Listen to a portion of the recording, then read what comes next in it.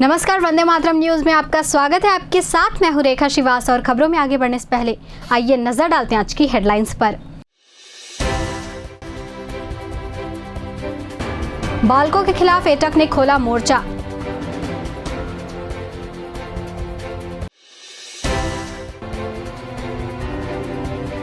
कथित भाजपा नेता ने डॉक्टर से की हाथापाई।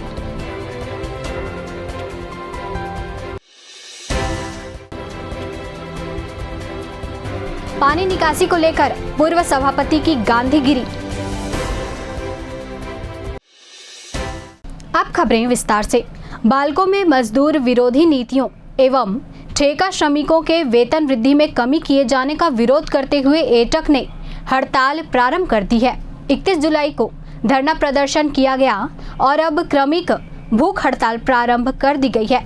मांग पूरी नहीं होने पर आंदोलन का विस्तार किया जाएगा। यह हड़ताल 12 सूत्री मांग को लेकर की जा रही है। नया जमाना आएगा, आएगा, आएगा, नया जमाना आएगा, आएगा, आएगा, नया जमाना।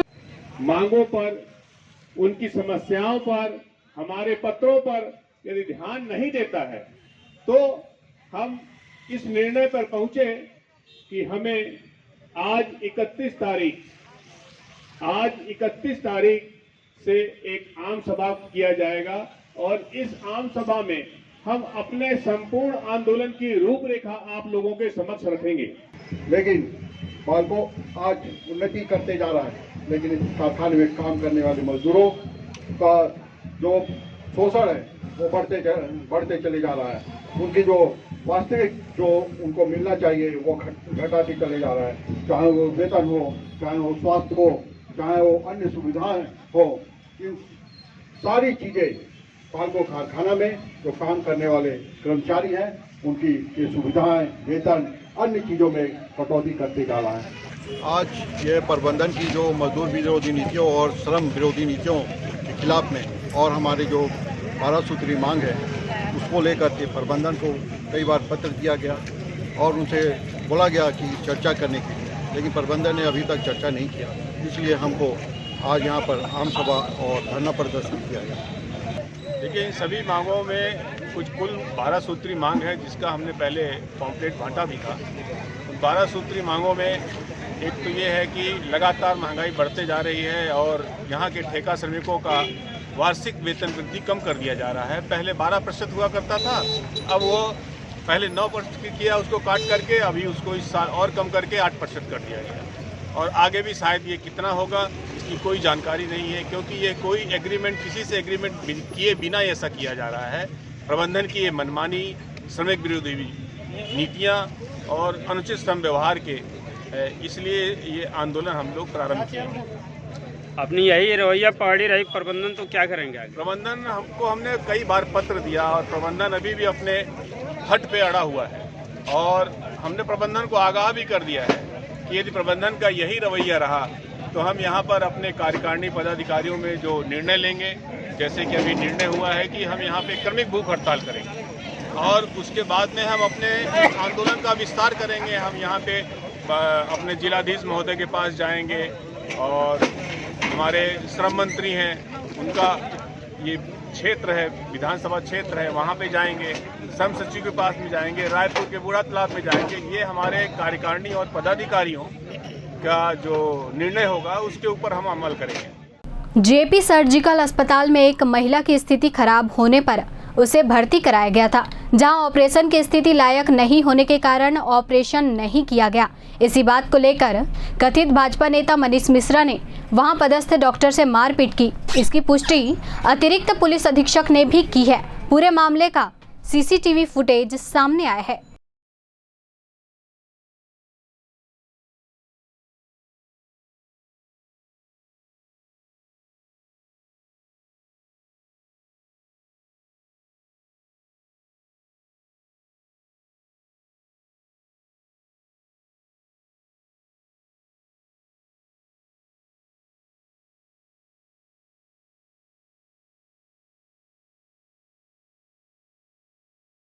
कल शाम को 4 बजे एक मनीष नामक व्यक्ति, मनीष मिश्रा नाम से, एक पेशेंट के बिलिंग से लेके वो यहाँ मेरे साथ हाथापाई किया है चेम्बर में, जिसका फुटेज मेरे पास उपलब्ध है।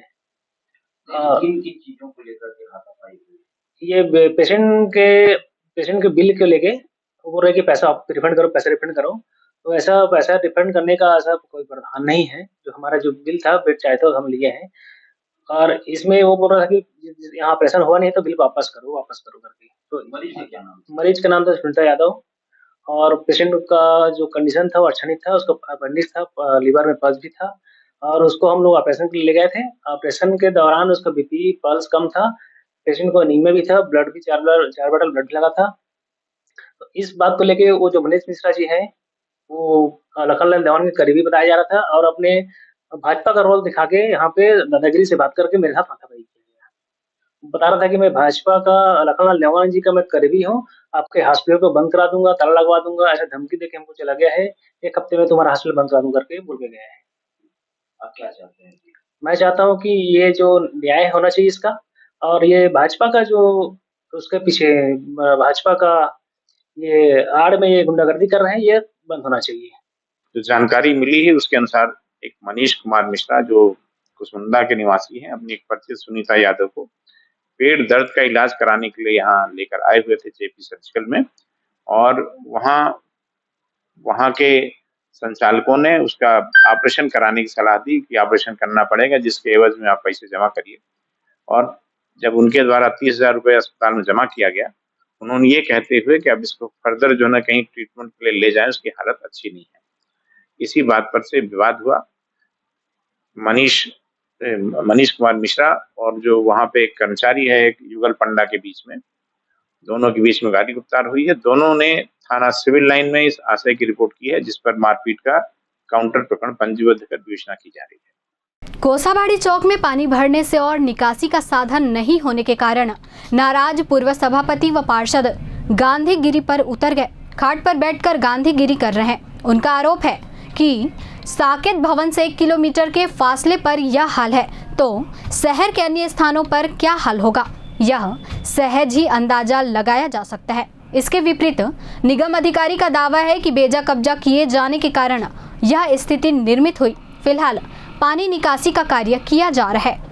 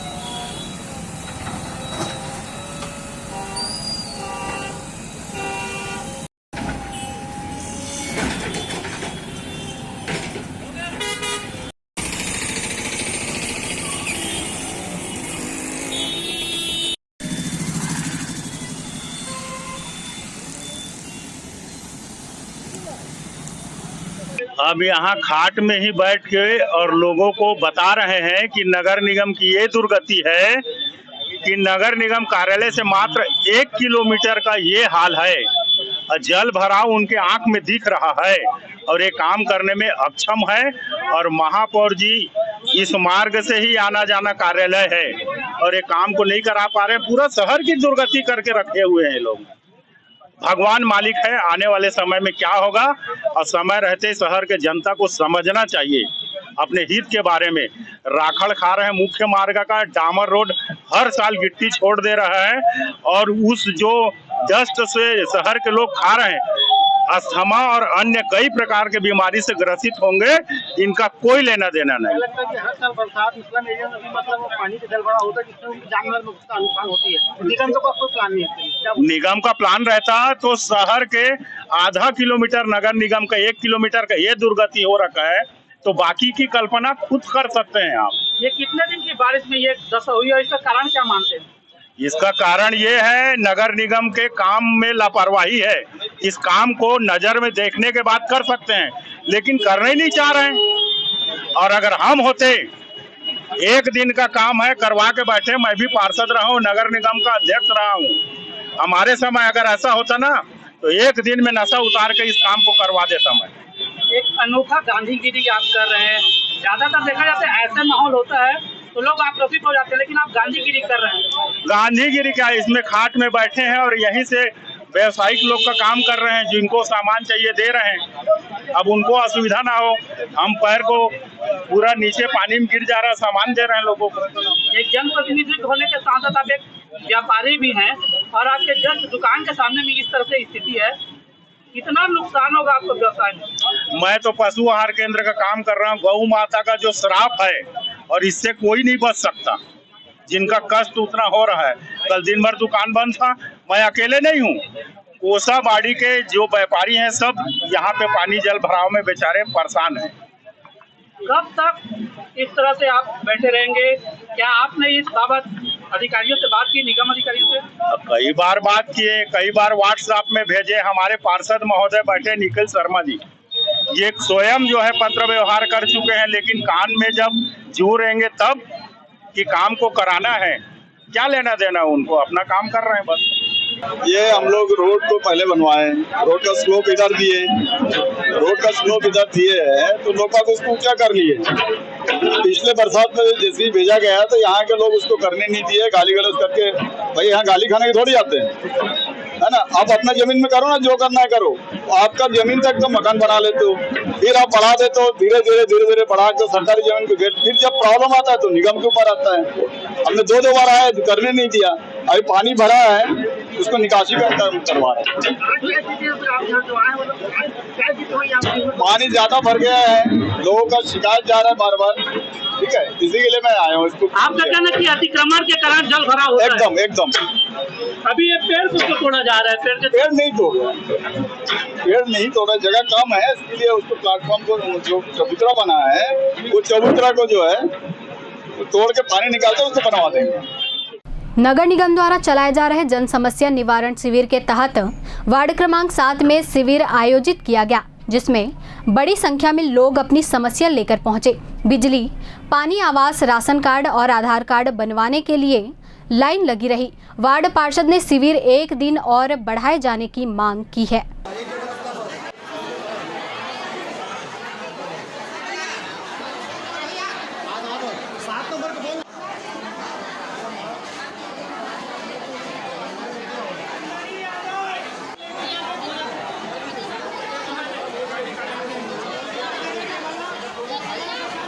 जो है वार्ड क्रमांक 7 में स्टेट गवर्नमेंट के द्वारा जो जन समस्या के शिविर लगाए गए हैं, इस शिविर में आधार कार्ड के लिए और आपका आयुष्मान कार्ड के लिए, बिजली से संबंधित राशन कार्ड नया जो उनका मिल रहा है और पुराना लेके जमा कर रहे हैं।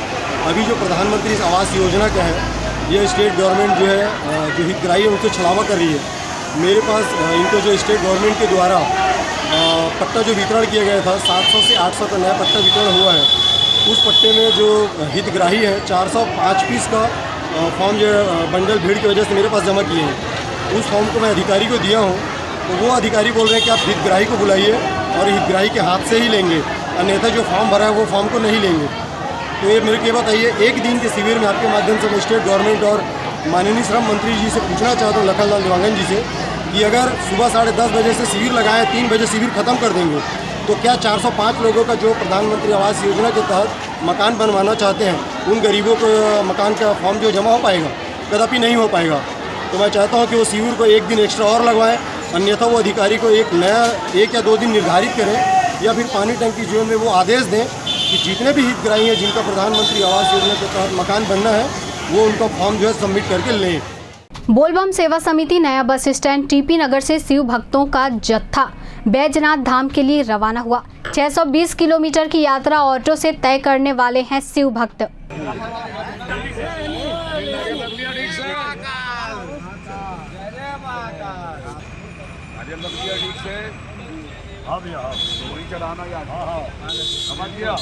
बिल्कुल महाराज, बिल्कुल।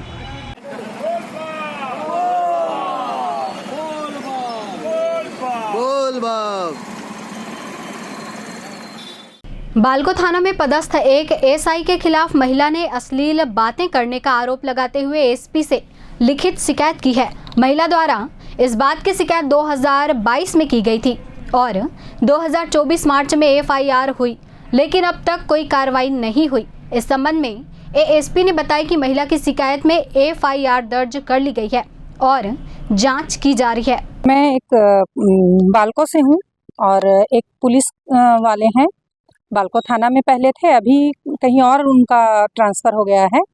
ये मेरे को आधी रात में वीडियो कॉल किए थे और कुछ फ़ोटो वीडियो भेजे थे, जिसकी शिकायत मैं 2022 में की थी, लेकिन मार्च 2024 में एफआईआर दर्ज हुआ है, लेकिन उस पर उचित कार्रवाई अभी तक नहीं हुआ है। वो इंसान अभी भी ड्यूटी अपना कर रहा है।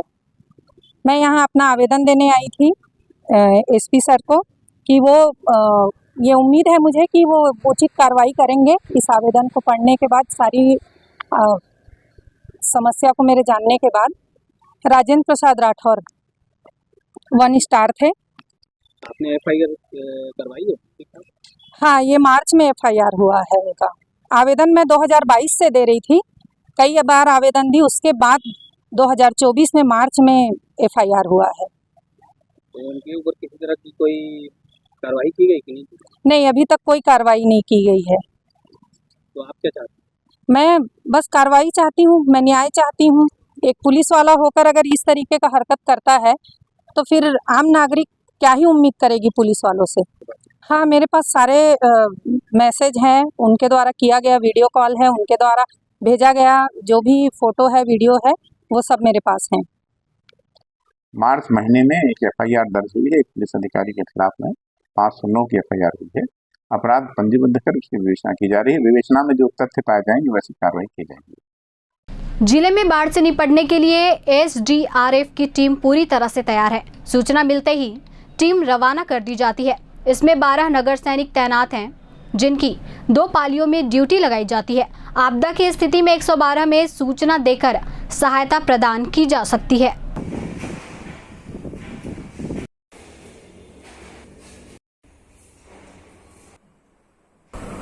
आगामी मानसून को देखते हुए नगर सेनाओं ने ये बचाव दल का गठन किया है किसी भी प्रकार की बाढ़ आपदा से निपटने के लिए, जिसमें टोटल 12 जवान हैं और 2 मोटर बोट है।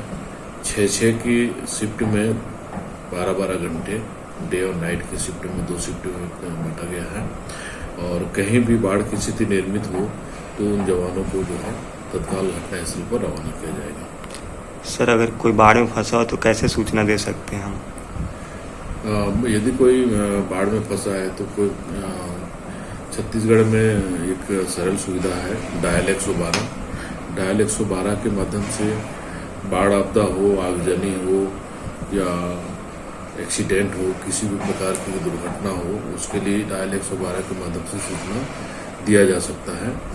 और यह सूचना डायरेक्ट रायपुर कंट्रोल रूम में पहुंचता है और कंट्रोल रूम से फिर वो डिफाइन करते हैं कि भाई यदि आग से संबंधित है तो अग्निशमन डिपार्टमेंट को सूचना करते हैं, यदि बाढ़ आपदा से संबंधित है तो हमारे जो एसडीआरएफ की टीम है उनको सूचित करते हैं। जिले के समाज सेवी सर्वजीत सिंह व ठेकेदार एसोसिएशन के अध्यक्ष धनंजय की माता के पुण्यतिथि पर सर्वमंगला मंदिर के वृद्धाश्रम में वृद्धों को भोजन कराया गया। इस मौके पर बड़ी संख्या में लोग शामिल हुए।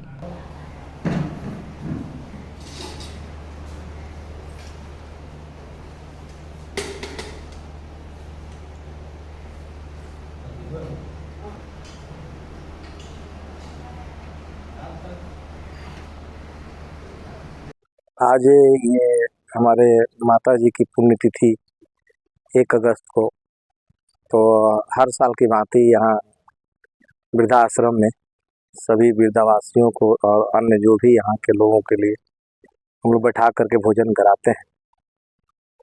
हमारे बड़े भाई सर्वजीत सिंह हैं और हमारे सब मित्रगण अनिल राय, राजेश सिंह और मनंजय, सोनू पटेल, अवधेश मौर्य, रिंकू शर्मा, अन्य ठेकेदार सब इसमें संयोज करते हैं और हम लोग आकर के यहाँ एक अद्भुत आनंद मिलता है इन लोगों को एक दिन का भोजन करा करके। आप लोगों ने भोजन कराना और क्या प्रतिक्रिया? उन्होंने हमें आशीर्वाद दिया और ये हम लोग के लिए काफ़ी है। उनका आशीर्वाद ही हम लोग के लिए सब कुछ है। और हम लोग ये करीब करीब 10 साल से ऊपर हो गया ये सब काम करते हुए, और ये इन लोग का आशीर्वाद हम लोग के लिए जो मिलता है उसमें हम लोग फल फूल रहे हैं। और अगर हम लोग को ऐसा मौका मिले और कहीं भी हम लोग ऐसा वृद्धाश्रम को और खिलाने के लिए तत्पर रहते हैं। और हम लोग यही चाहते हैं कि कोई माँ बाप, कोई भी लड़का अपने माँ बाप को ऐसा वृद्धाश्रम न भेजे। लगातार बारिश के कारण मुड़ापार तालाब का पानी अब लोगों के घरों में घुस रहा है।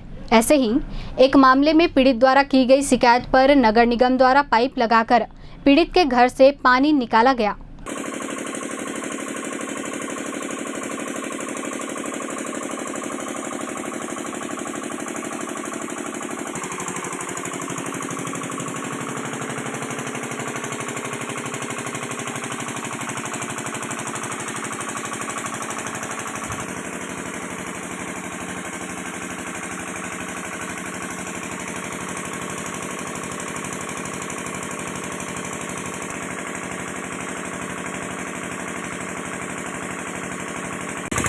देख रहे हैं पीछे पानी का जो जमा हुआ है विगत 10-15 वर्षों से है और जिसका समुचित निकासी नहीं होना कारण है।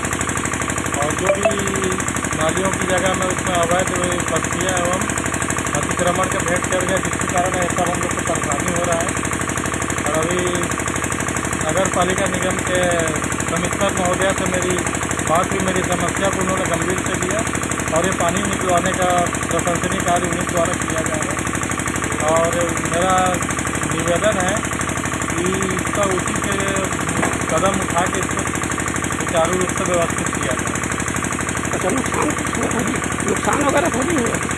अब घर का जो सामान है वो सबसे भीग भाग गया है और गीला हो गया, घर के अंदर पूरा पानी इधर से उधर चला है।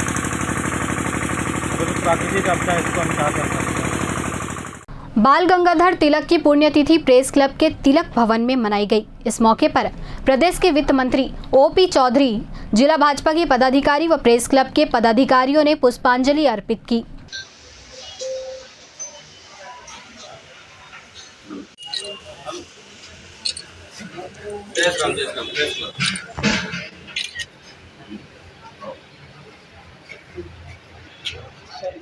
अब वक्त हो चला हमारे खास और ज्ञानवर्धक कार्यक्रम बूझो तो जाने का। यह आम जनता से जुड़ने का हमारा प्रयास है, जिसमें हर क्षेत्र से सवाल पूछे जाएंगे और सही जवाब देने वालों को दिया जाएगा आकर्षक उपहार।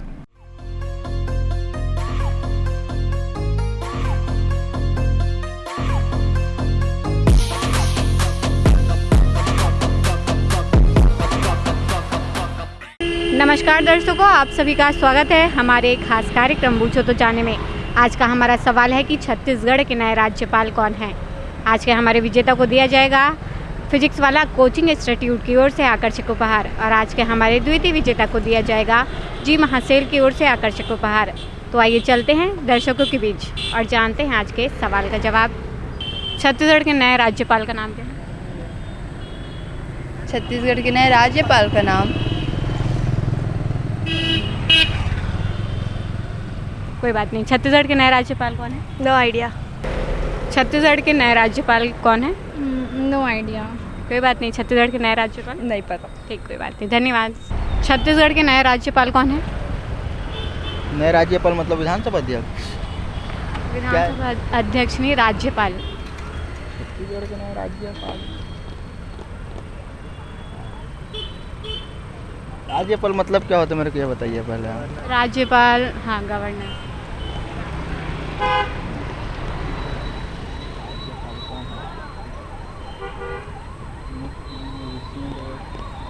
कोई बात नहीं, कोई बात नहीं, आपने प्रयास किया वही काफ़ी, धन्यवाद। छत्तीसगढ़ के नए राज्यपाल कौन है? छत्तीसगढ़ का नया राज्यपाल, उसका नाम तो पता नहीं है मैम। कोई बात नहीं। कोरबावासी को कोई संदेश देना चाहेंगे? गोरिया, सॉरी, राज्यपाल याद नहीं है तो दुख की बात है ना। ठीक, कोई बात नहीं, धन्यवाद। ओके। छत्तीसगढ़ के नए राज्यपाल कौन है? नहीं मैम, मतलब कोई बात नहीं भैया, धन्यवाद। छत्तीसगढ़ के नए राज्यपाल का नाम क्या है? रमेन डेका। बिल्कुल सही जवाब दिया है आपने। आपको दिया जाता है फिजिक्स वाला कोचिंग इंस्टीट्यूट की ओर से आकर्षक उपहार। कैसा लग रहा है जीत के? अच्छा लग रहा है। पूर्ववासियों को कोई संदेश देना चाहेंगे? ज़्यादा से ज़्यादा पेड़ लगाएं और साफ़ सुथरे रहें। जी बिल्कुल। और आपको कैसे पता चला कि राज्यपाल जो हैं अभी अपडेटेड हो चुके हैं? हमारे स्कूल के हमारे सर ने बताया था। बिल्कुल, धन्यवाद। छत्तीसगढ़ के नए राज्यपाल कौन है? रमेन डेका। बिल्कुल सही जवाब दिया है आपने। आपका नाम क्या है? सिकंदर सरवर्षा। आपको जी महासेल की ओर से दिया जाता है आकर्षक उपहार। कैसा लग रहा है जीत के? बहुत अच्छा लग रहा है। पूर्ववासियों को कोई संदेश देना चाहेंगे? अभी के बरसात के मौसम में अपने परिवार के बाल बच्चों को जीव जंतु, अभी कीड़ा मकोड़ा बहुत चल रहा है, जानलेवा है, थोड़ा सतर्क रखें, उनको ध्यान दें। धन्यवाद। आज का हमारा सवाल था कि छत्तीसगढ़ के नए राज्यपाल कौन हैं, जिसका सही जवाब है रमेन डेका। जी हाँ, छत्तीसगढ़ के हाल ही में अभी नए राज्यपाल बने हैं जिनका नाम रमेन डेका है। आज के हमारे प्रथम विजेता रहे हैं मनीषा जी, जिन्हें दिया गया है फिजिक्स वाला कोचिंग इंस्टीट्यूट की ओर से आकर्षक उपहार। और आज के हमारे द्वितीय विजेता रहे हैं सिकंदर जी, जिन्हें दिया गया है जी महासेल की ओर से आकर्षक उपहार। आज के लिए बस इतना ही। कल फिर मिलते हैं एक नए सवाल और जवाब के साथ। बने रहे वंदे मातरम न्यूज़ के साथ। तब तक के लिए नमस्कार। आज के इस बुलेटिन में फिलहाल इतना ही। आप बने रहिए वंदे मातरम न्यूज़ के साथ और मुझे दीजिए इजाज़त। नमस्कार।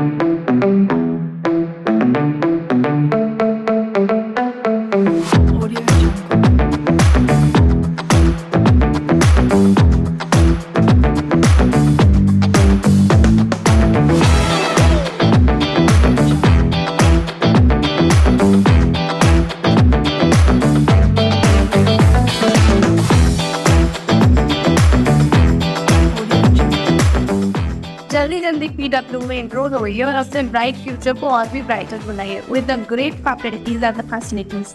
PW provide you with the great faculty and the facilities. Welcome to PW. See you soon.